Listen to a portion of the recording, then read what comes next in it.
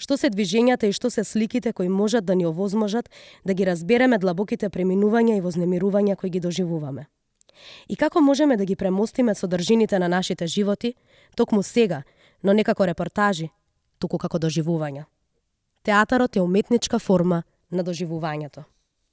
Во светот преоптеретен од празни прескампањи, симулирани искуства, одвратни прогнозирања, како да се издигнеме над бесконечното повторување на броеви, за да го искусиме квалитетот и едноставноста на животот, суштината на екосистемот, пријателството, квалитетот на светлината на чудното небо. 2 години COVID-19 кој ги отапе сетилата на луѓето, го ограничи животот на луѓето, ги скрши врските и не постави на чудна нулта точка во човечкиот хабитат. Театарот на епската визија, цел, обнова, исцелување и грижа има потреба од нови ритуали. Нам не ни треба да не забавуваат. Нам ни треба да се собереме. Нам ни треба да споделиме простор и ни треба да го култивираме споделениот простор. Нам ни требаат заштитени простори за длабоко слушање и балансирање. Театарот е креација на земјата.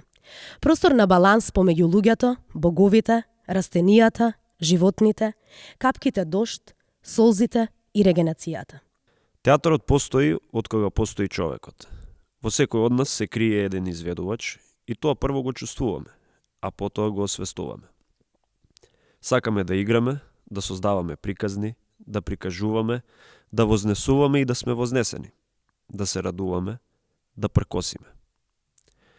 До денес тој порив, тој оган и пркос не исчезнал, иако некогаш се притајувал и се криел поради различни причини, општествени, политички, лични, здравствени, религиозни.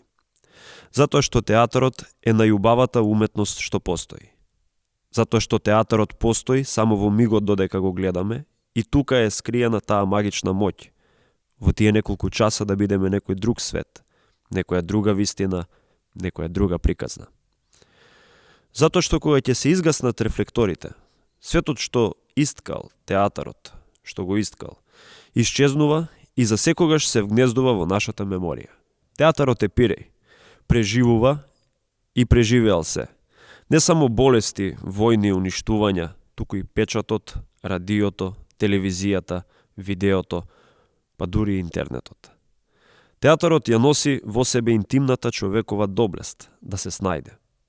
Исто колку што ја носи и таа да се спротиставува. Театарот е гласот на отпорот во миговите кога сите други гласови се замолчани. Затоа е многу важно да го чуваме.